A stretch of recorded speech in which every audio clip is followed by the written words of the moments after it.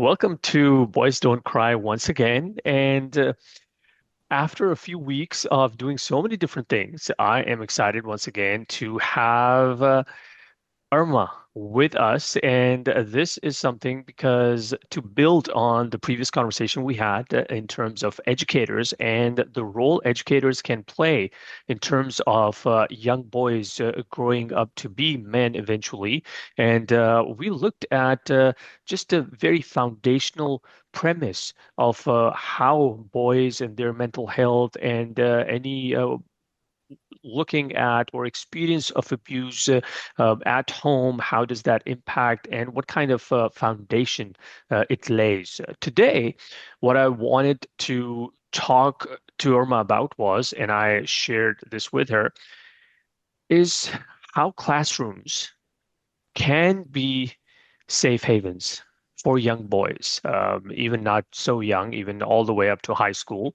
How can classrooms be or become the safe haven that every boy wants to be part of? Every boy wants to go to the classroom for. Every boy wants to experience the love, the affection, the respect, the adulation, the encouragement that the teacher, the good teachers, showers their students with.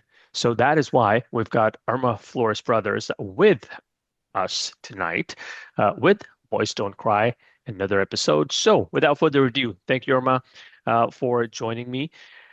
Let's dive in, shall we? Let's go. I'm All ready. right.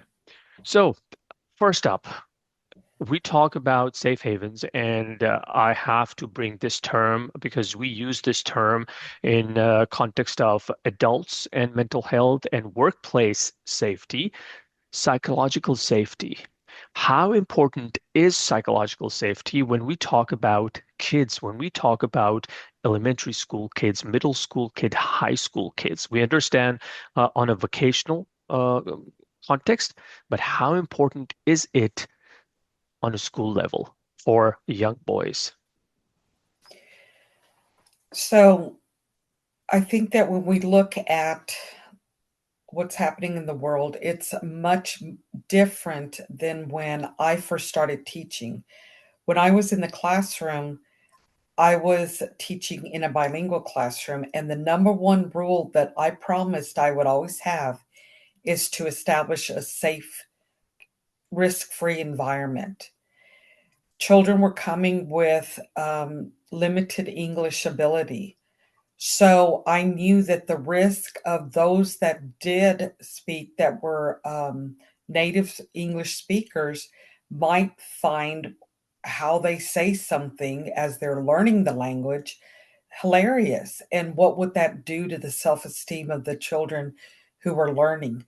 That's particularly doubles, I think, with the risk that boys take in exposing themselves through language for whatever reason. Maybe they're not um, confident, they've not had a good experience.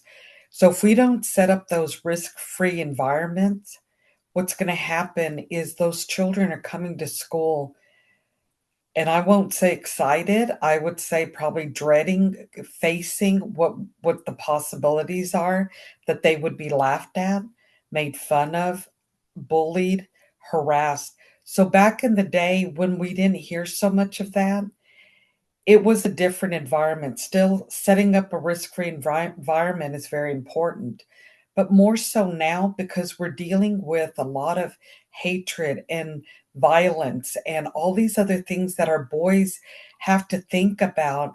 And I think they're probably raised to think that they should be strong and they should be emotionless and not show anything, but what they've learned and what they've seen is the violence that they have seen, whether it's in games or in the home or in their neighborhoods or on the news.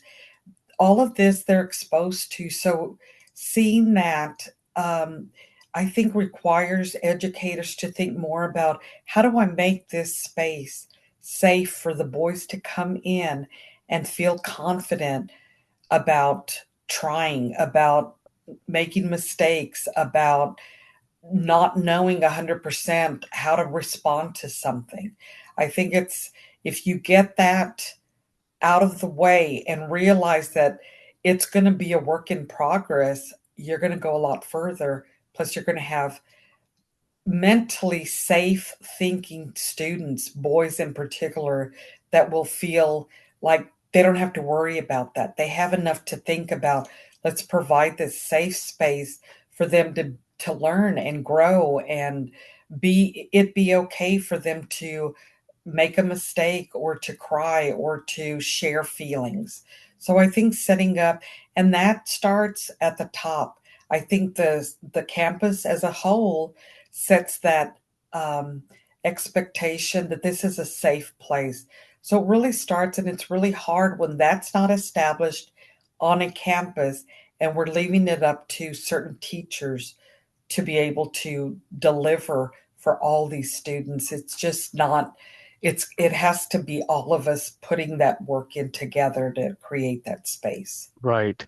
So you bring up a very good point, and I want to input a question here is it only the students they want to feel that safe space in relation to other students, or they also want to experience that safe space, safe place, that psychological safety in context of their experience and interaction also with the teachers and the staff? Because how important is that we do not exclude the responsibility that is on a teacher to be the harbinger of safety for the student. So a student is not thinking, oh my God, I have to sit in Mrs. Brother's class. Oh my God, what is she going to do to me? So to what extent teachers also need to take it upon themselves that, hey, I might unintentionally be the reason why this kid is not feeling safe in my class, and I need to work on that in addition to taking the flock of students together also. That's a tricky situation there because I'll be raw and honest with you. There were situations where I was scared to go into that building, not because of the children, but because of the cliques or the other adults or some of the competition between professionals, adults that shouldn't be happening, but carry on to the students. I think that sometimes when you try to be the best that you can be, which we all should always strive and learn from each other and not feel like we're on an island alone, that can provide when we're the only one or we're in the minority trying to establish this for a campus, a safe space for everyone. Sometimes there's some teachers or administrators or staff personnel who I don't know if it's jealousy, if it's intimidation. I'm not quite sure what the issue is, but until we get all of this sorted out and that lead in that district and on that campus brings people together, they have to set the example of being not having favorites or being fair because teachers talk and they carry that stress into the classroom and it comes out in the way they're teaching. You can feel the anxiety of the children. I loved the children being with me. So instead of having them sit out in the hallway waiting for the bell to ring to come in, they were always invited to come into my room unless I was out on duty in some part of the building. But that was my way to start establishing a relationship with my students by not interacting with them 100% at that moment. I see the interaction student to student. And I can see how they're interacting in a group. I can see how they're individually talking to each other. The topics they're discussing taught me a lot about what the day was going to be like or what a particular student was going through. And I think there again, I insist that if we don't take the time, we are creating children who are feeding negatively off the anxiety that educators carry. I think that our place as educators needs to be in that classroom, needs to be a safe space. Now it's up to the campus leader to set that safe space for the staff to come in and feel supported, feel valued. And that's missing in education. I'm on a Facebook group. Every day I'm reading multiple posts about teachers quitting. I resigned today. I resigned today. And then they'll explain. And a lot of it has to do with the adults and how they're treating fellow teachers or what they're seeing in the interaction with children. And it's a big problem. I think it's a big concern. And I think parents are scared. They don't know who to go to if they don't have a connection in that district or they're new to the district and this is happening. And it's personally happened in my family just recently. My advice is if that child's self esteem and their anxiety is to the point where they don't want to go to school and they're upset all the time and they're crying and you're putting all the pieces together of what's going on and nothing's changing and you're giving that child the tools to be successful, how to respond to situations, and nothing's getting better, it's no wonder a lot of children are being homeschooled.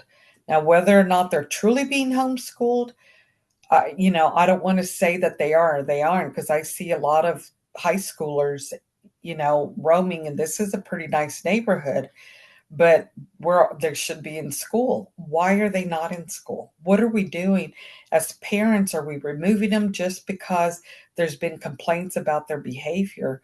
That's a different issue.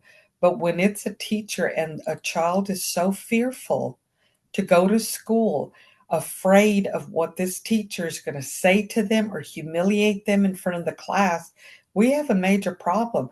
And those administrators need to be in the classroom so they can be watching the interaction of that adult, whether it be a support staff member, a custodian, it doesn't matter. You have to be watching that entire staff and listening to the way they're interacting, how they speak to children. Now, I was known as and I'm going to say this very quickly. You commented about the children who were fearful of, if they were. I was very strict because that's the way I was raised. But along with that came a lot of love, nurturing, valuing, teaching, so that they knew she cares. She's strict, and the kids would describe me as she's strict, but she's so fun, and she makes us laugh, and she loves us. And that to Right. me is the greatest gift I can give them. Absolutely, yes. And those are the teachers that kids would always, let's say a kid has graduated elementary, middle, is in high school, and then is coming back to elementary for their sibling. This is the teacher that that kid is going to take extra 5 minutes to go see and say hi because they remember, despite of being strict, this teacher was to the point, created a safe space, was warm, compassionate, and kind, and was open to questions and constructive, weird inquiries. So I'm glad you mentioned that. Can you I identify two, three symptoms of two, three indicators of what a safe space looks like? That, hey, if this is happening in a classroom, this is a good classroom. If this is happening in a classroom, this is a good classroom. Because after that, I have a follow-up when it comes to boys. Okay. So I think as administrators in the classroom, which we should be visible, every child should know who we are. I would ask my children, do you know who your parent principal is? No. Do they ever go in the classroom to watch? No. And I had a real hard time with that because I'm thinking, who's watching? Not that teachers need to be watched, but I think we need to support each other, be visible, so that the children do feel safe in that classroom. Now, you were asking about, come at me, Indicators. Indicators of a indicators. safe classroom, Yeah. a safe Okay. classroom for communication, for learning, for questioning, just being, for being.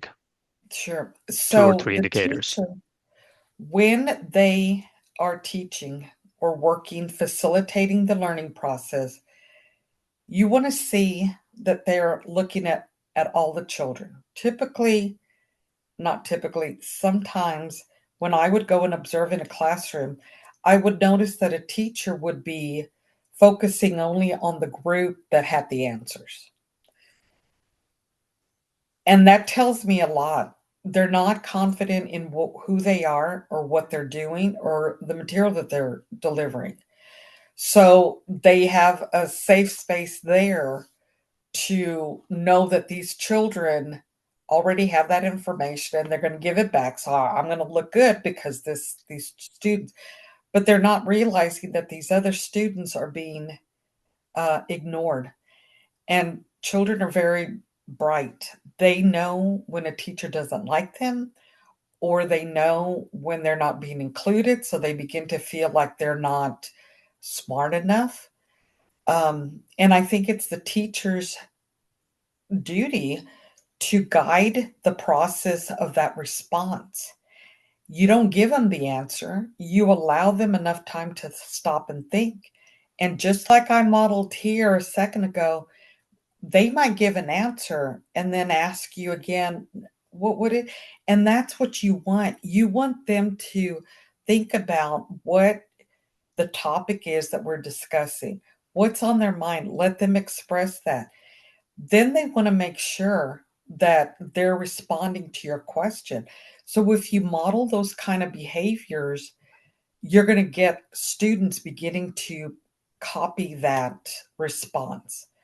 But I think we can tell a lot in the way that when a child answers, what is the facial expression of the teacher?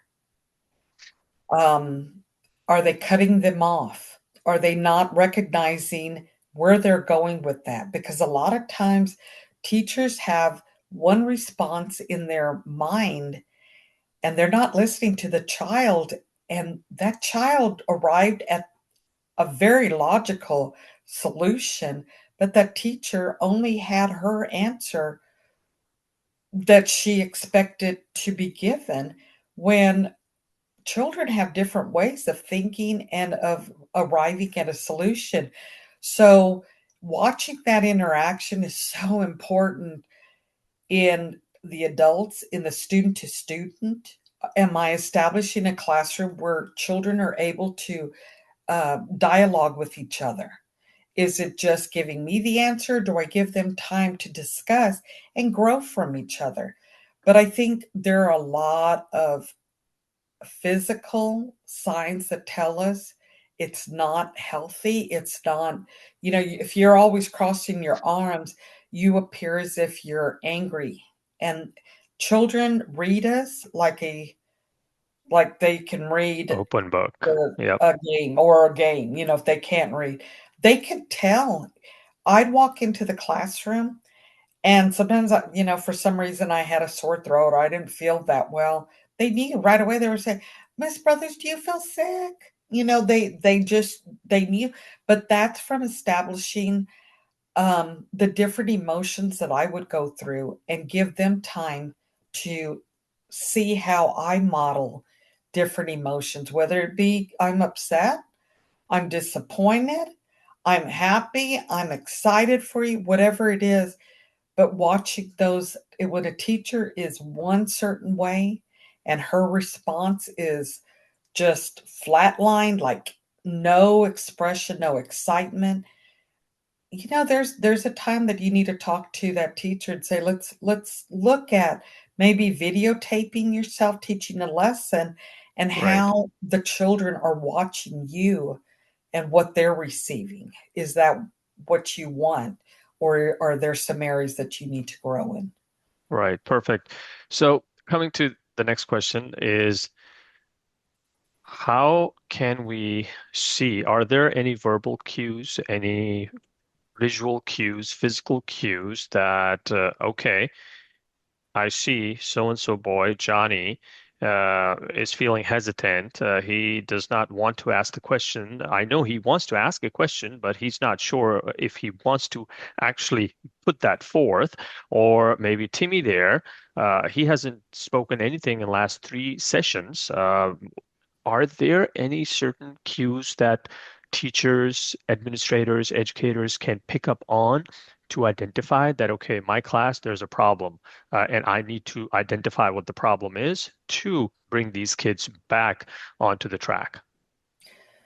Just like teachers are read by the students, their emotions when they first walk into that classroom, same thing, you should know your students well enough to know how they're coming in, whether they're upset or not.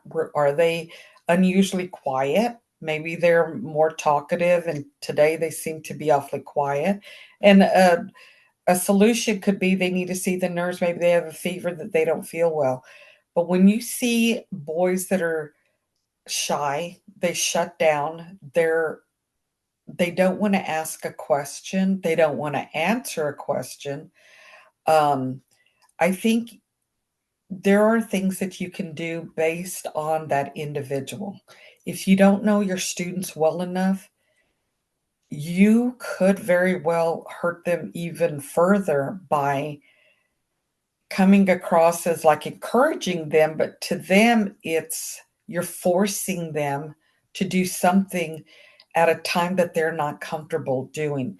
For instance, I was teaching in a fourth grade gifted and talented group.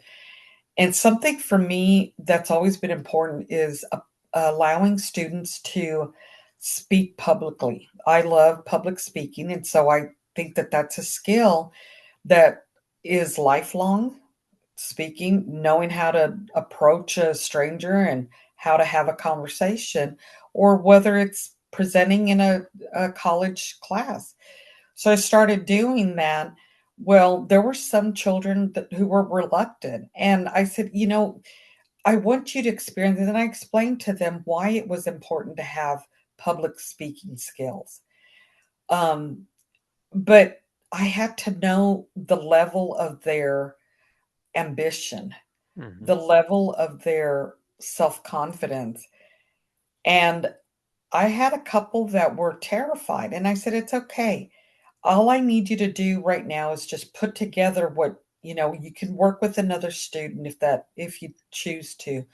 Research something you're interested in, and you can just get up there and just talk in a small group if you want to start that way.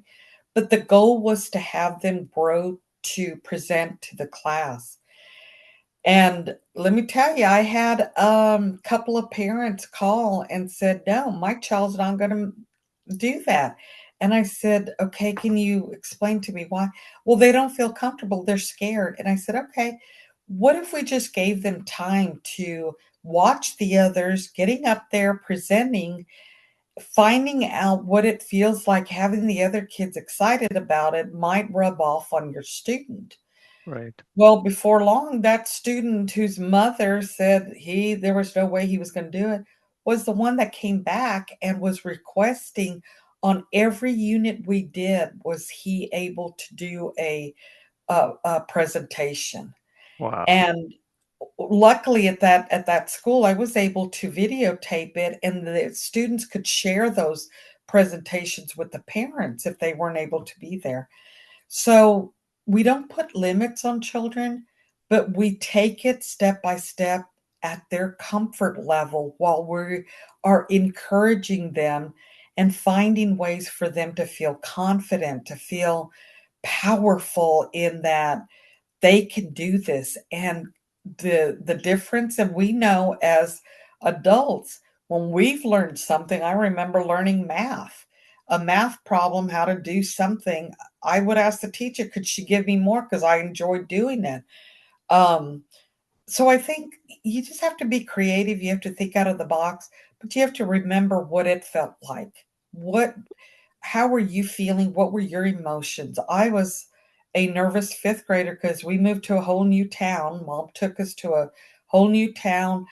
And I was a fifth grader and I was scared to go. I went from a Catholic school to a public school, so I was terrified. And Wow. there was a boy there was that would bully me for whatever reason. He didn't like me and all his friends. The girls would say, "I don't know why he always picks on you." I was terrified, but I didn't share with anyone, and that's the problem too, is a lot of our children, if we're not, aware of what's going on, whether it be a situation in another classroom or in ours, when we see students looking down, not talking, crying, almost on the verge of tears, sitting by themselves, not having someone to play with, not smiling, not laughing. We need to get involved. We need to find out what we can do to make this child feel part of this unity, this community of learners.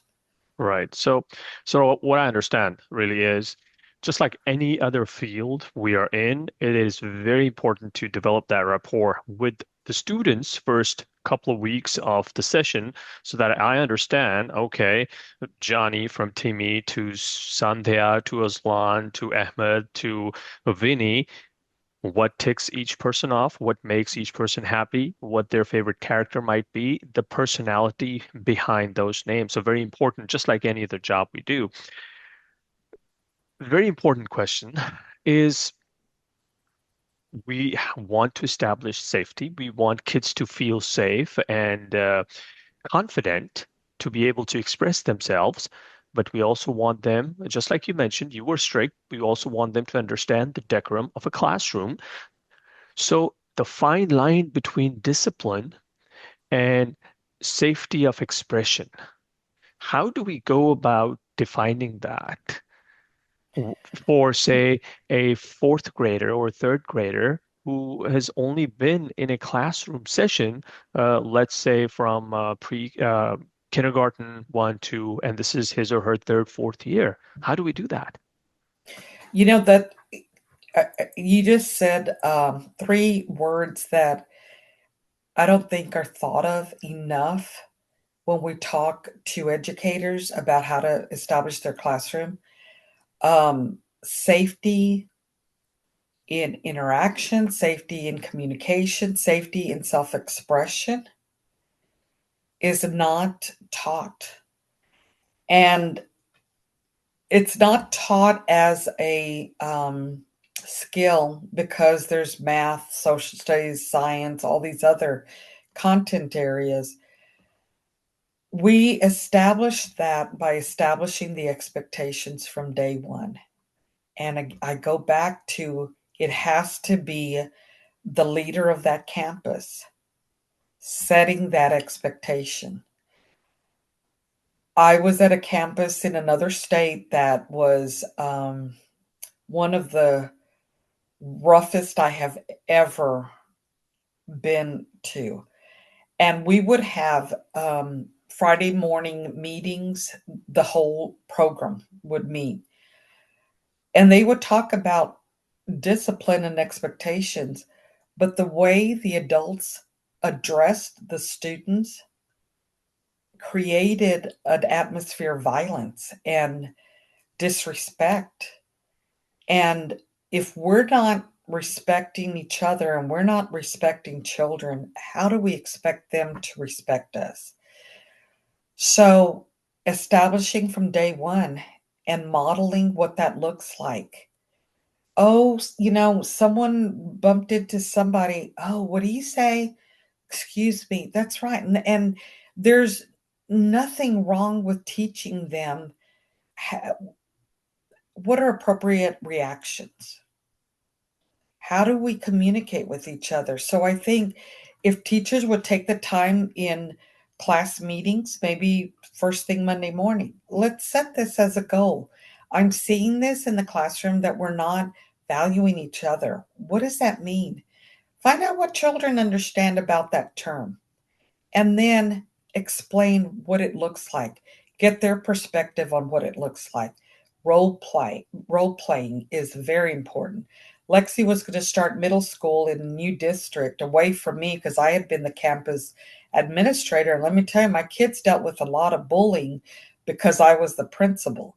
My son was called the principal's narc or something like that. That was his. And so he he was kept from playing football until because my children didn't want to cause a problem. I had my daughter's teacher who found it important to stress that they liked the old principal better than the new one.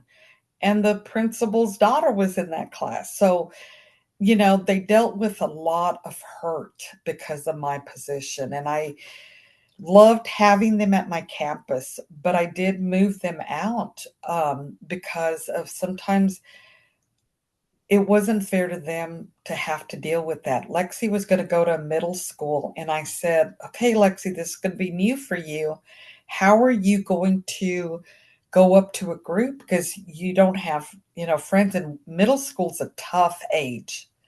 It Yes. is very there's a lot of pressure there. Girls are learning how to be sometimes mean girls, and they can be vicious. Well, Lexi and I role played, and I said, "What are you going to do?" And she goes, "I'm going to walk up to a group and I'm going to say," and this is Lexi's personality, is she's very outgoing. She's a people person. So I'm going to go up to a group and I'm going to say, "Hi, I'm new. My name is Lexi." And I said, "Okay. And what if they don't say anything?" And she goes, "If they don't say anything, then I'm just going to say, okay. And I'm going to walk off." And I said, good. It set me at ease not to worry because she was going to know how to take care. But for boys, I think there's that pressure for them to fit in and to be a certain way. And I think with discipline, you have to predict and know, but set an example in a respectful way.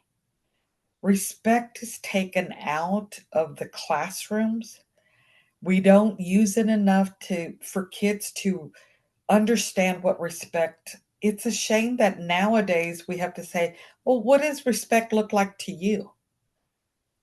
It's either you're polite or you're not. I mean, it's a shame, but it goes to the homes, things going on at home that are Right. different than how maybe I raised my children, why we have to teach what respect looks like. So you bring a valid point. Is it happening? Has it been happening that our schools, where our job as parent, and I tell this to my boys every day almost, hey, my job is to prepare you for life. That's my job, nothing else. This is my top priority to prepare you for life. Are we at a point in last maybe decade or so, or maybe this generation, where we have kind of gotten away from that context, that purpose, that hey, students in school, in elementary, middle, high school, our top priority is to prepare these kids for life. And life is tough. Life is hard. We cannot shelter them. We cannot just put them under an umbrella and just raise snowflakes. So has that happened where we are molding or changing our behaviors to such an extent, maybe because how the world has changed now, we have become so soft in everything, everyone gets offended, because when we go out in life, it's not going to be like that. So is it just me who sees that transition, or that has actually happened? And if that is the case, or you as an educator see that, how do we tackle that? Times are changing, unfortunately, and I think we're not teaching the values in the home as a whole that we were brought up. And I'm older than you, but my dad died when I was a year old in a car accident. So I was raised by a mom who that was it for her. She never dated or anything. So I didn't deal with that kind of situation at home. But she expected a lot from us, and she wanted us to get a good education so we would have a good future. You think about the families now are so broken and spread out, and a lot of parents are focused mainly on each other and the argument between each other and the divorce and this and that. that how much time are we really spending? And I said this last time, we don't sit together at a meal to find out what's happening with the child. And so it's no wonder we read on, in the news or social media where the parent says, I was not aware that my child was hurting. The child's first safe place should be in the home, and it's not. 9 times out of 10, that's a scary place for the children. Maybe it's because their parents are working. It's safe once they get home, but they're maybe when they get home, there's nobody there. That's a scary situation. Um, it's I think parents need to be educated. I think we need to do more. On my campus, I had parenting classes just because I saw the need. And we need to realize that we're not teaching our children consequences to actions. That's major. There is people on the news right now. I don't know if you've heard about it, but some people that are within the law getting away with some very serious violent acts towards another and not serving any time because a parent has ties to the judge or to someone that's getting them out. What's going to happen to that student or anyone around him that might be the victim that he chooses? Right. Your life could be over. And Yep. so are we doing enough to ensure that we're talking to our children about how to stay safe? What to do in a classroom when we've seen a lot of shootings and that in schools to the point where it's not even big news anymore. You may just happen to hear about it just as a side note, but we had all the media out covering the first shootings, and now it's like it happens all the time. Do we prepare our kids? What do they do? How do they stay alive? How do they know? One thing my mom taught me is the people you run with determines who you are. So be Yes. very careful. I don't hear that anymore. I don't hear those kind of lessons. So I would teach my kids in the classroom those kind of lessons that my mom instilled in all of us so that we were successful in life. I mean, not to say we didn't make mistakes because we certainly did, but we didn't wind up in prison. And I think Right. until we start thinking about those values and the morals and the ethical behavior that takes you far in life and instill those in our children as educators and as parents, we're going to continue to see it increasing. And some of it may be some of these very quiet, innocent children are tired of the bullying or whatever's going on at home and they're going to act on it. We had a kindergartner shoot a teacher. That was on the news. Never would we have ever thought that someone that young would have Wow. a gun. So, safety in the school, there's so many different levels to creating a safe space. Right. It's not Yep. just the physical, it's the mental. So I want to ask you this. Maybe not a detailed rundown, but let's compare two boys. One who sees the classroom as a safe space, the teacher as a guiding star, always looks forward to going to the class, contribute, talk, learn. Other student sees the class as a burden, teacher as a monster, and despises his presence in the class. This mindset, this feeling, this connection slash disconnect, how does that impact their respective trajectories going forward?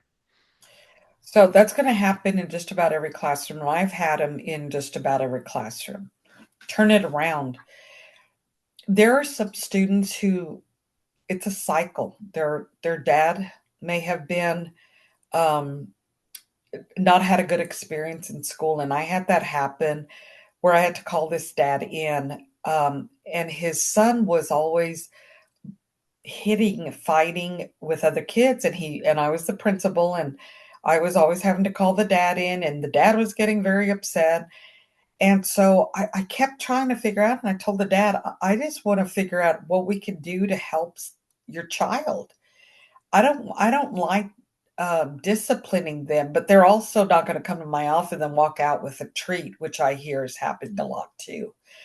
I mean, we're going to do something to help that child turn everything around in a way that they begin to find a reason to want to come to school.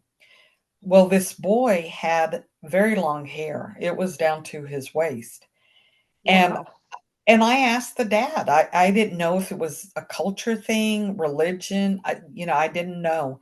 So I asked the dad. I said, "I'm not sure what's going on, but I've been observing and I noticed that some of the other boys pick on him, and then he's the one that's reacting to them calling him names or laughing at him or whatever. And he's got a reputation, so he's being, sent to the office. I don't know that it's always been his fault." So asked the dad, I said, "Can I ask your son about his hair?" He said, "Yes." And I said, "Okay." I said, "Joe, do you like your long hair?" He broke down, started crying. He said, "No, I don't. The kids make fun of me. They call me a girl. They laugh at me." The dad was shocked. He said, I didn't know. Why didn't you tell me?" So why did he have long hair? His dad just thought he liked it. He said, "I thought you liked it." Wow. Never did. But something as simple as that turned that boy around. I Oh had my God. another student in fifth grade who, when I started at that school, I was retired, then went back for a couple of years to work with a special population. And everyone had warned me about him, that he was very aggressive. He would attack people in that. Well, ironically, his dad was the only parent that came to back or meet the teacher night. So I was able to meet him, and when I heard his name, I was like, "Oh, I've really got to work hard to get him on my side." So immediately I said, "Gosh, will you help me learn how we do things at this school?" He goes, "Oh, yes, yes, I'll help you." So he came to school so excited. It ended up he turned out to be one of the leaders. It took a little while, a couple of weeks, because I would see his anger come out. Mm, And mind you, he came from a country where there was a lot of violence. So that plays into it as well. His right. environment, his experience was all violence, and they escaped from that. Right. So just working with him and getting to know him and giving him responsibility turned that boy around. And he was doing so well. And then one day he got upset, and I looked at him and he had this frown on his face. And it was the sweetest frown I had ever seen. I just wanted to hug him. And he was sitting there so angry. And I thought, God, this is the point where he would get up and just attack someone. And I looked at him and I smiled at him. And I just said, "It's going to be okay." And he smiled. It was like you could just see just the weight lifted off his shoulders, like it was okay to feel that way. I wasn't gonna be angry with him. I was okay with him being angry at that moment, but it was, "Okay, let's get on with it. Let's move ahead." He ended up being in charge on a school bus. Like, he was the one to get everyone settled on the bus. He was Right. so proud. I missed him when he went to middle school, but he would email me every once in a while, asking how I was doing, and that meant the world to me. So, how do we deal with that? We have to know where our children stand, what sets them off, and not assume that they're at fault. It could be the teacher or a student, like knowing their weak side and using that to as a scapegoat to get them into trouble. So I think That's happened, it's gonna continue happening if we don't stop it. But yes, and I think setting those expectations in the classroom that that's not okay. Now, getting a boy to express his feelings is another thing. And how I did it is I would always remove the 2 from the class away from anybody else so they could, like, express what happened and try to work through it themselves. Right. And then letting them sometimes they just had to sit together and figure it out. Sometimes you had to be the mediator, but sometimes it was safe for them to figure out how do I use my words and my language to express my emotion, to to apologize as well for how I reacted. That'll overcome so many differences and improve discipline in the classroom. Right. One more question. How do we, and I did, it's going to be before this episode, how do teachers move from a mindset of, okay, you need to fix your attitude, you need to fix the way you talk to me? How do we move from the fix it mindset to heal the behavior mindset? Because I think, and I believe this is very, very important, especially for boys growing up, because there's going to be such a change of personality, expression, the way they express themselves, going from verbal to nonverbal to silence to physical. How do educators, teachers navigate through this shift from a fix it to let's heal it? Some adults haven't learned it yet. Mm, It's incredible how the adults will um, act in a situation like they hold that grudge for a long time. And I think that those teachers that say, fix your attitude now, you can't turn it off. It's something that happened that is valid. And if we don't value our children enough to give them an opportunity to say, how did that make you feel? I agree. I would be upset too. So that we're validating emotions that are appropriate at the appropriate time in the appropriate way. But when we just say, fix it, well, maybe somebody has hurt me or touched me or pushed me or something. Well, how am I going to fix that? That's your job to fix it. It's the adult's job. And that just goes again to the whole environment on a campus or in a setting. What do we allow and how do we model?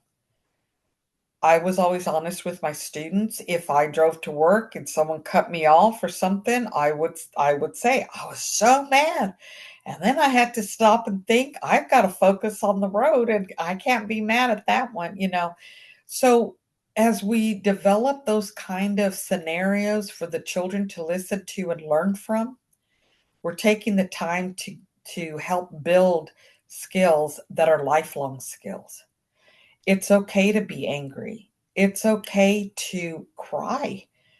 I was a crier in 5th grade, and my mom didn't make me feel bad. She would encourage me to get out of the car because I had to go to school. But, you know, we deal with so many behaviors that sometimes we're not mature enough to handle or we haven't been taught. Some adults have anger issues.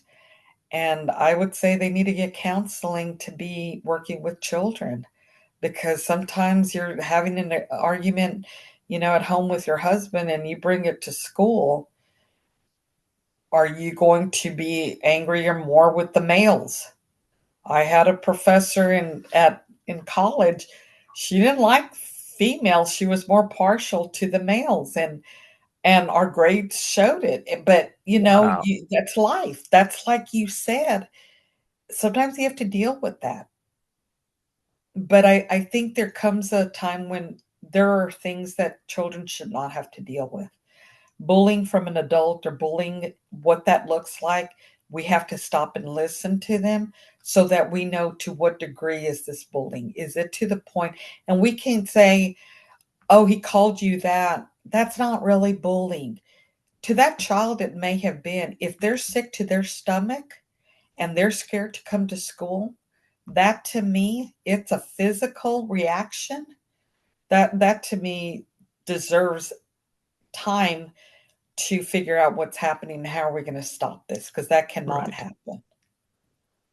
Right. As we close it now, and this can go on forever and ever, but we're going to keep it crisp and short so that we can come back with another topic as we talk about educators. Now, putting together all your experience from different parts of your life, top of the list being an educator, being a mom, being a grandmom, one piece of advice to teachers, to administrators on how they can create that culture to where a second grader can see a staff member, he or she can walk up to that person and say, Mr. Khan, I have a problem. I need to talk to someone. One advice, a very simple one, doesn't have to be rocket science, that any educator can just pick on and try to execute, try to practice themselves to create that safe space, at least around them for their circle of influence. If you can't take it as an individual, you shouldn't be giving it out. For instance, as a parent, how would I want my child treated? I always go into it with that mindset. How would I want my child to be responded to in a classroom or anywhere? That's how I should be responding to all children. Um, you know, I keep saying it starts at the top, and it does, because principals have the luxury of establishing the culture in that building.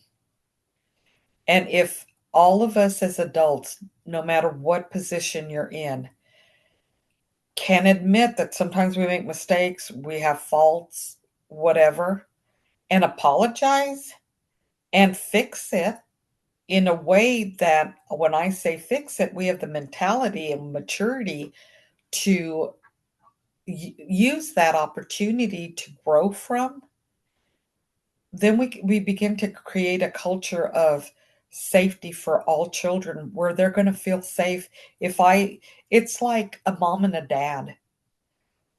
Some children feel safer going to the mom because the dad overreacts, or the dad, is going to get upset, or they feel, maybe the daughter feels better going to dad because she's daddy's girl and he'll do anything, and mom falls apart, breaks down, starts crying, so they don't want to come to her.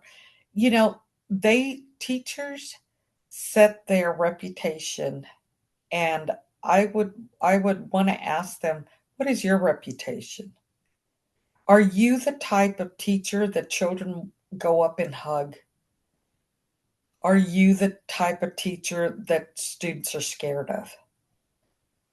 Um, I think we have to look within ourselves. We have to imagine what it's like being that age, and how would you feel if that was your son and you were speaking or watching someone speak to your own child like that. We we we are very protective of our children, and I think no matter where we are or what our background is, we want to protect our children. So I think going in with that mentality that these are my children at school, they're all my children.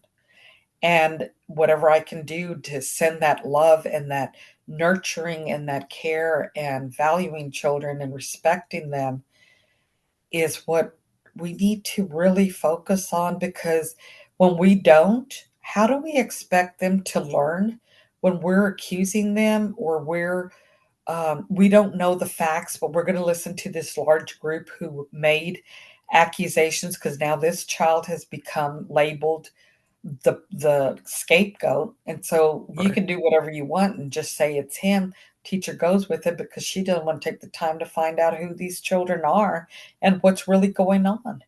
So parents are dealing with a lot, and they're scared.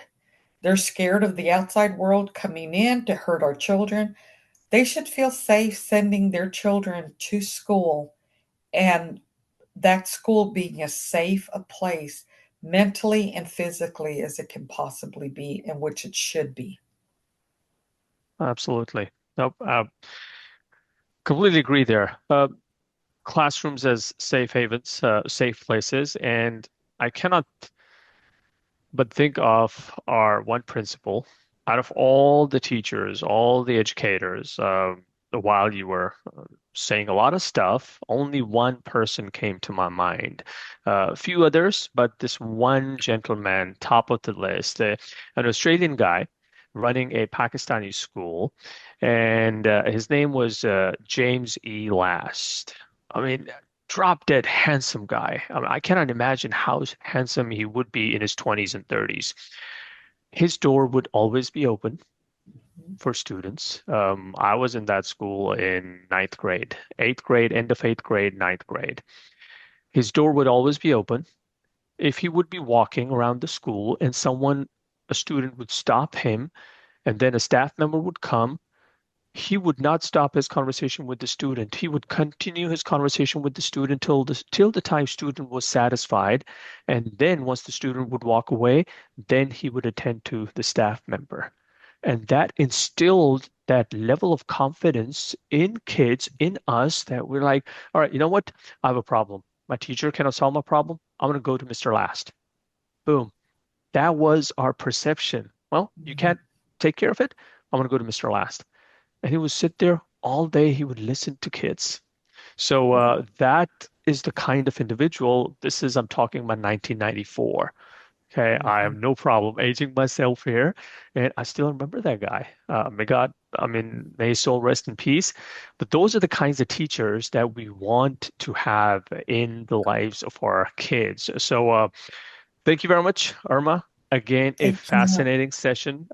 45 minutes is not enough for this topic even. Yeah. So hopefully we're going to come back with some other follow-ups, some of the questions that I already have.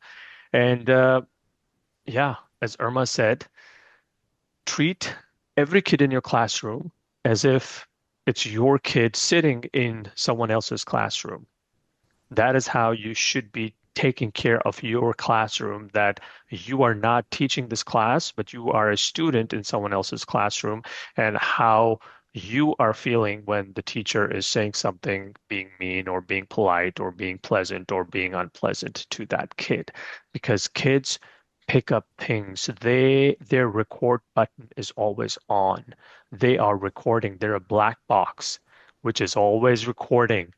And we don't know when that recorded material comes out to cause problems in later years of their lives, because it is very, very important that we take care of that part. Before we call it a night, any parting ways, Irma? No, I just in watching the news and hearing all about education, things going on, and talking to friends, we have a lot of work to do. And I think through these discussions helps me to reflect on, I still have years left in me. It makes me want to go back. It's just a shame in Texas, once you retire, there's a penalty for hiring a retiree. And I just don't understand that. It is a shame that we're going to penalize a district if they hire a retiree, Wow. because I have a lot that I could give, and I try to stay active with it, education. But I just hope and pray that we can fix things. It's going to take some minds that are experienced in the classroom to turn things around and help parents raise children.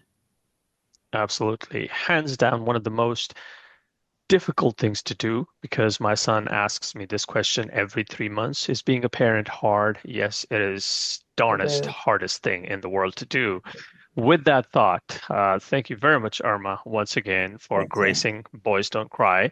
And yes, boys do cry. It is perfectly fine for boys to cry if that means they are expressing their pain and Absolutely. hunger and motivation and despair and channeling it into energy and power and strength and motivation and discipline. Till next time, Absolutely. thank you very much, Irma.